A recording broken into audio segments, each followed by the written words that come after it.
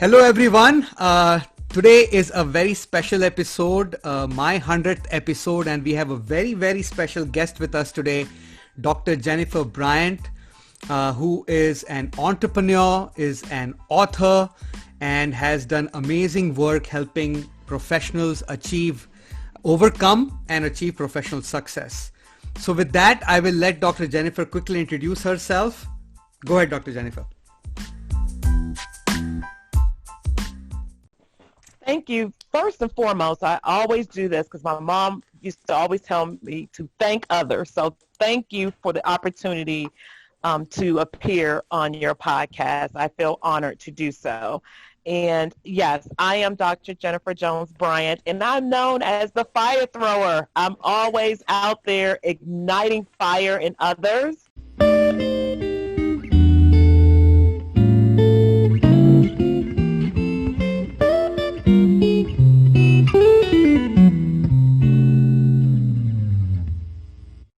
And so I am the best-selling author as well as award-winning career coach. I'm a strategist, career strategist, and I'm just here to help those to overcome their personal challenges to achieve professional success.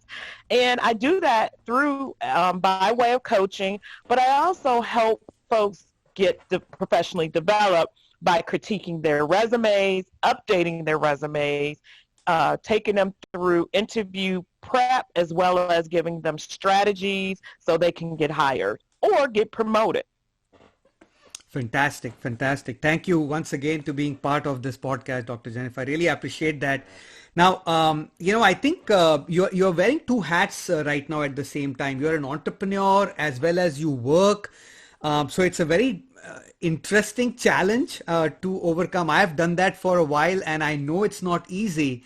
So can you help our listeners understand a little bit, Dr. Jennifer, how do you manage both? What do you do for your job?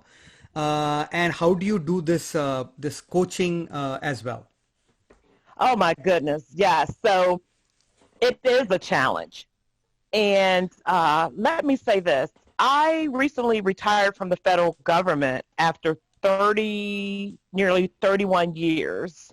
And I left at the executive level and I launched my business maybe a few years before I actually retired. And it was tough trying to juggle the two. But when you love something, it's not hard, right? It's not hard. It's your passion. And that's what I found. It was my passion. So shortly after leaving the federal government, I then got tapped on the shoulder to go work for one of the largest banks in the U.S., right? And so, with me being on this interview, obviously this is, on my personal time, but the job that I do during the day is very similar to what I do in my business, which I actually help to make culture shifts during the day. I am doing associate engagement. I'm doing peer coaching of other associates across the bank. I'm also delivering coaching concepts classes for people leaders. So that also shows up in my business, which I am a career coach, as you know. I also have done stints of time as a adjunct instructor at universities teaching personal and professional development courses. And what's really exciting about that is because they're my own courses, right? It's my own material. And I just approached the universities and they were like, sure, let's give it a try. So I know that was a long answer to your initial question. It's one of those things you got to do what you love and it won't be super hard. But my day looks like, typically, I get up, I make sure that, I thank God for allowing me to see another day. And, I check in on my teenage daughters. I just got recently remarried in January of this year prior to COVID hitting. Make sure that, we're spending quality time before he has to physically go out the house to go to work. And then I look at my day and I get that tackled. And then like I have a hard stop typically with my day job at 4:30. And then from that time, maybe for an hour, I'll grab dinner or whatever the case may be, or prep dinner. And then I'm doing my things for my business, Reaching Within, an empowerment journey, for a couple of hours. I will tell you, Sundays are usually my shutdown day. Like, I do nothing on Sundays. And sometimes I even hide my phone on Sundays. Like, I just put it down. I just put it down, and I'm just like, look, family time, let's focus. We're looking at movies. We're chatting. But that's how I do it. That's how I do it. It's very interesting. So you heard it here, listeners, right? So if you are passionate about something, it doesn't feel like work. And that is why I encourage all of you to find something that you're passionate about, because when you're passionate about something, it won't feel like work and you will automatically go out and achieve and add value to others. And that's exactly what you heard from Dr. Jennifer. And you can find Dr. Jennifer at www.reachwithinempowerment.com. Reaching Within, ing. Reachingwithinempowerment.com. And Dr. Jennifer, why don't you give us some overview of the book that you have written? Oh my goodness. Let me tell you, when I wrote this book, I was still in a place of healing. And when I tell people my story, they're like, oh my God.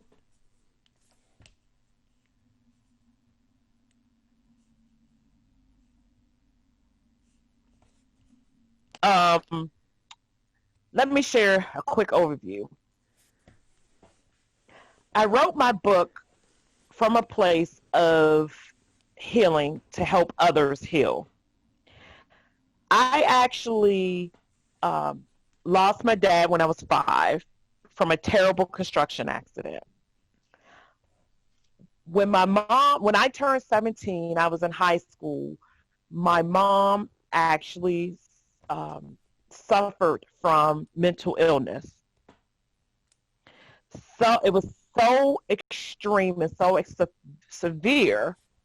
She had threatened to kill me one night while my door was shut and threw bullets against my door. I quickly escaped, and I ended up living with a neighbor in that same apartment building who I saw as a father figure. Bad idea, sexual assault happened, left that situation to go live with the auntie, end up in 2 different domestic violence relationships. 10 years ago, I actually lost my mom suddenly. Then the following year, I lost one of my best friends. And I failed to share with you that a year after my first marriage, I lost my 3-year-old bonus daughter in a car accident. So I lost my brother like 5 years ago. And so that last death took me over the top. And I went into a 2-year deep depression. But I was a functional depressed person, meaning I could do everything, like robotic. I was robotic, high achiever. I was still moving along. And then one day I realized, like, I wasn't myself. Close friends of mine were like, you're not yourself. And I was crying all the time. And I went to go seek help to get on the get well plan, right? So my book talks about all of that, right? My book talks about all of that. And it also, I share with the readers something of inspiration every single day, because those were things that inspired me to push through. And as a certified coach, I also give them a coaching question for each day, so they can do whatever is necessary to reach within to do the hard work so they can feel inspired and empowered to go along their journey. So my story was not meant to stay with me alone. It was meant to help others. So that's what my book is all about. Fascinating. And it's very interesting. You have titled your business also Reaching Within. And I think all mentors, coaches talk about that answers to your questions are always found within. If you That's the don't, truth. right, if you don't look for answers within, you will be without an answer. And that's such a fantastic thing that you said. And thank you so much for being vulnerable on this podcast with us, Dr. Jennifer. We really appreciate that. Now, I wanted to remind the listeners that the book that Dr. Jennifer has written is called Overcoming Personal Challenges to Achieve Professional Success. You can find it on any bookstore, Amazon, Barnes and Noble.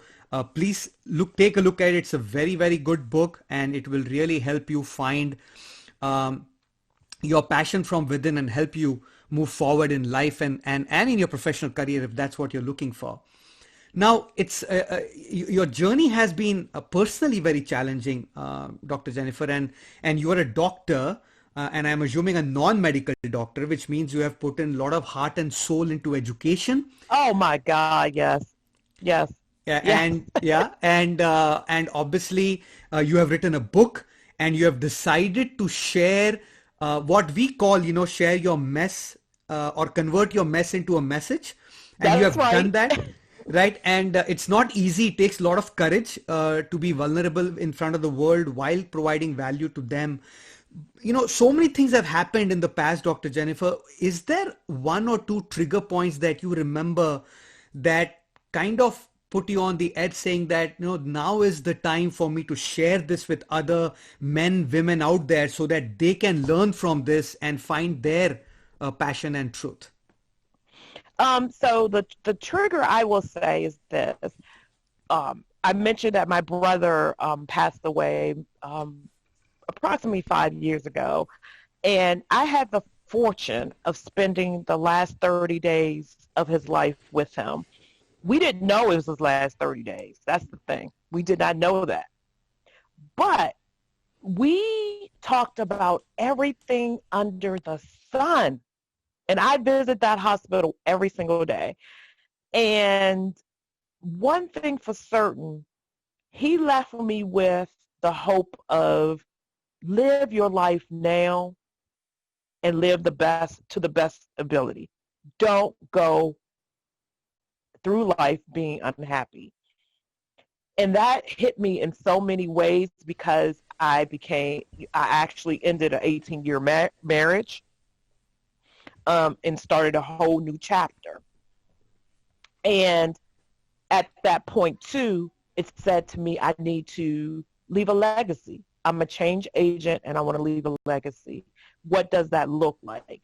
It can look financial, but for me, it was more important for me to put words to paper. So should anything happen to me, or when it does happen to me, my children, my grandchildren, and so on and so forth will be able to pick up books. They'll be able to pick up global magazines.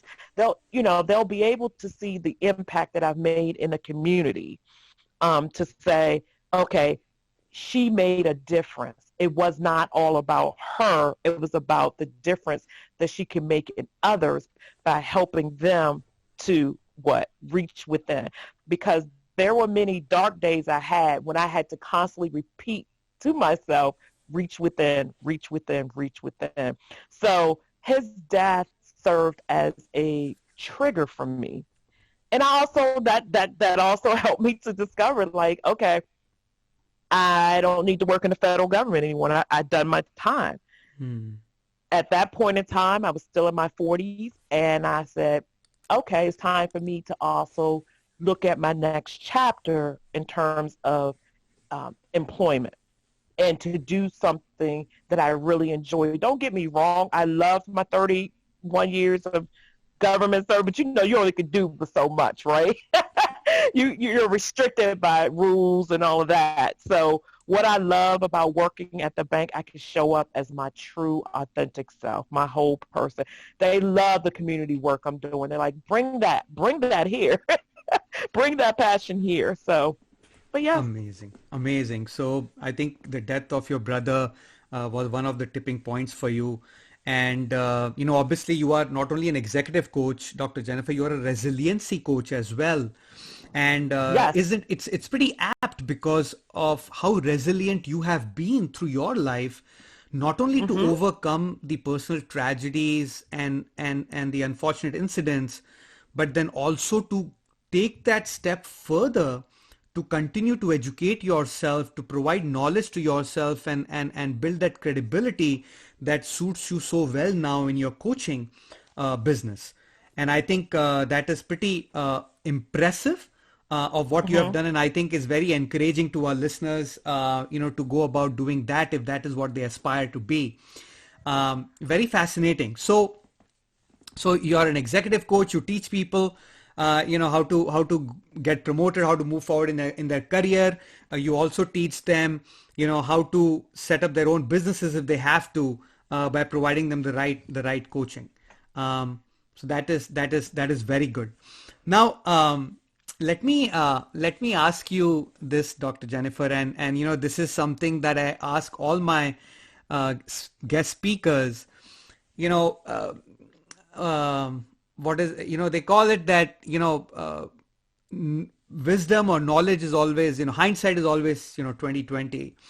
And we always wish, especially people like you and me who are on the other side of their careers, of their midlife, and we always wonder, what do I wish I knew if I was 25 again, if I could turn back time and if I was 25 again, what were the three pieces of advice I would give myself so that I could live a better life, maybe financial freedom if that's what I want to achieve, or become a CEO of a company? What advice would you give yourself if you were 25 again?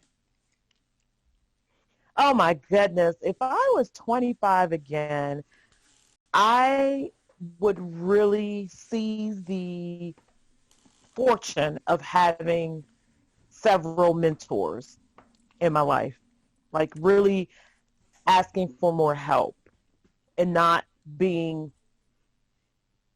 in this mode of, oh, I don't need to tell people my business, I really going out there and seeking help. The second thing I would say is live your life to the fullest. Because I was always waiting for the other shoe to drop, because I lived in trauma, which I shared with you, Mm-hmm. there were certain things I would not do out of fear. So live your life. And thirdly, love yourself first.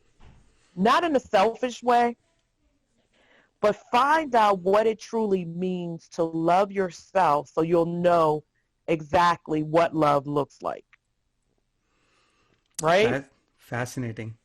So those were the three things that I will say. And you know, it, that love thing is strong. It's powerful.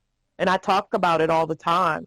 If you follow me on social media, I talk about it all the time. Very Love nice. will help you forgive. So love leads to forgiveness. Yes, and a forgiving heart is a heart where you can, learn to accept, learn to learn new things, find your purpose. Forgiveness is one of the, I think, number one virtues one can develop. Not easy to do, but Not, some, it's not. but something very, very important. And I think very interesting lessons, right? Mentorship, live your life, overcome fear, and love, right? I think amazing lessons, Dr. Jennifer. And I always tell my listeners on my podcast that, there is no reason for us to do everything on our own. I grew up in a culture, I come from India, I grew up in a culture where stranger danger is a reality. Mm-hmm. And we are always taught to not talk to people, not share your dirty laundry Yes. and let them in to receive help. So it's not easy to do, especially when you have grown up with that belief system. Oh, Um, yes. You said a mouthful right there, because that's how Southerners are too, right? because although I lived in the DMV area, the District, Maryland, Virginia area, my Southern family, they were like, when you go outside, nobody needs to know what's going on with you. Like, you don't look like what you go through. That's what they tell you. Exactly, exactly. And I think you are a living proof, living example of how to overcome fear and live your life. I always hear this from my mentors, and I always share this with the listeners that it doesn't matter where you are in life today. The day you decide you want to move on is the day when your life begins. And it's always looking forward from there on. You cannot change your past. You can live Nope. in the present and make the right decisions, think the right thoughts to attract the future that you're looking for. So very interesting lessons that you shared. I think that resonates a lot with our listeners, and most of our listeners, Dr. Jennifer, are people who are employees, very successful employees, but they want to do something more. They want to impact the world like you want to, like I want to, and leave a legacy behind. Like you said, your children, your grandchildren should know what you have achieved by the words that you're going to leave behind in a book or any other format. So that is very interesting, very interesting. Now, you shared a lot with us. Is there anything else that you would like to add that our listeners should know about you or about life in general, or maybe entrepreneurship? Maybe you touch all the three things, right? About yourself, life, and entrepreneurship. Well, what I will say is, and I know I've said this continuously throughout this interview, but it's even more important now through COVID, right? Through this pandemic, is that you spend time getting to know who you are as an individual, what your likes are, what your dislikes are, where your boundaries are, and knowing that it's okay to say no. No, as they say, no is a complete answer. And to find out, like, what difference do you want to make in the world? What do you want people to say about you? Like, if you saw with Chadwick Boseman, like, everybody in media is showing his impact. Do you get what I mean? He was such a humble man, but his work spoke for itself, and his resiliency it just really shined through, because he said, I'm going to push through regardless of my illness, and I don't want to be viewed differently. So my advice is show up as your true, authentic self, but spend the time to find out who that person is, right? Secondly, in the entrepreneurial world, do it scared. I've heard that many times. Do it scared, and that is the truth. I have gotten my best opportunities out of a place of fear. People saw that I was trying. So go with your 80% solution and let the market dictate how to perfect it or to get it, in a better state for consumption. You don't have to be perfect. Aim for your best and aim for excellence. The other piece too, as you said earlier, you can't do it alone. So find your tribe. Find those who celebrate you. Find those that will tap you on the shoulder, whether it's a mentor or a champion. I always talk about the two, a mentor or a sponsor. They could be one of the same, but those people will speak on your behalf before you even enter a room. So I think I've said a mouthful there, but it's increasingly important that you spend time with who you are, in order for you to go help others. Because if you don't heal that part of you that may be hurting, you will go out there and hurt other people, unintentional or intentionally. So there are times when I have triggers, like there's so much death that's been happening that I've had to step back and sit with myself and say, okay, take a pause for a minute. deal with whatever those emotions that are going on with you, and then step back out there. That's called spending time having self-awareness and emotional regulation. And I thank my time at American University when I went for executive leadership training, because those 9 months, they spent it on us. We thought it was going to be all about leading others. Yeah, they spent some time leading others, but they spent 9 months, a week each month, working on us, who we were as individuals. So that would be my advice. That's very, very good advice. Very apt. Especially, I think the point that you mentioned, right? Do it scared.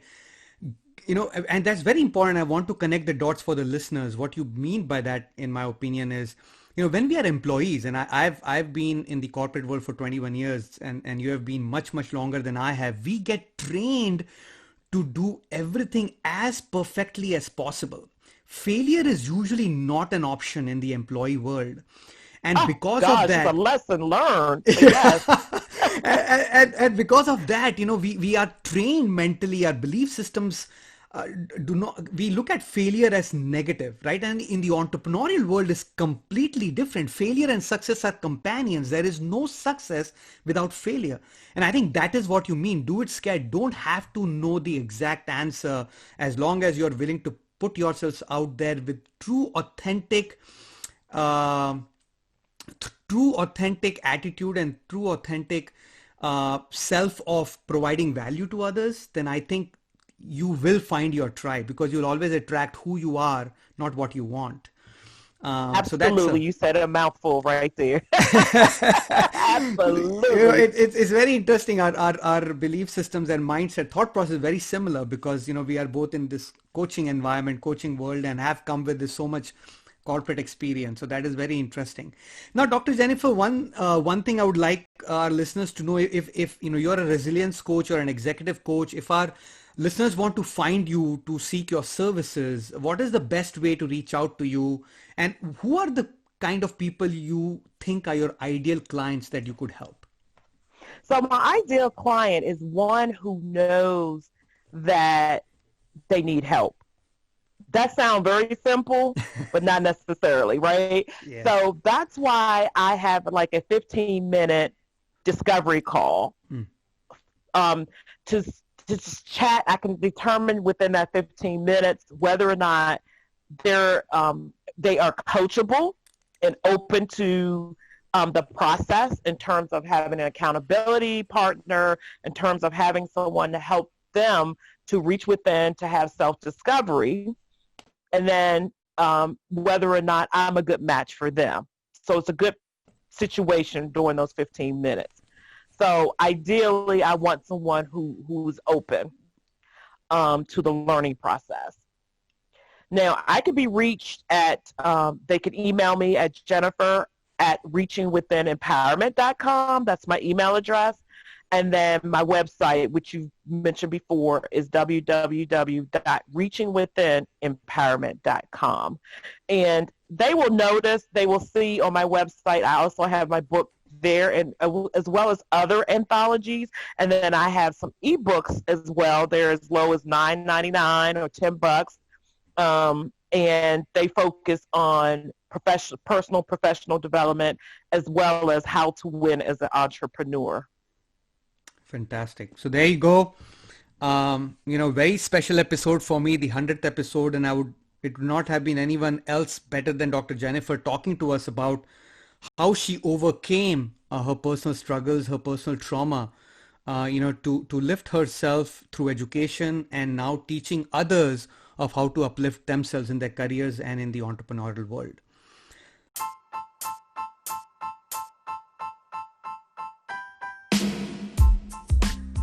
I hope you got inspired by listening to this episode. I hope you found value.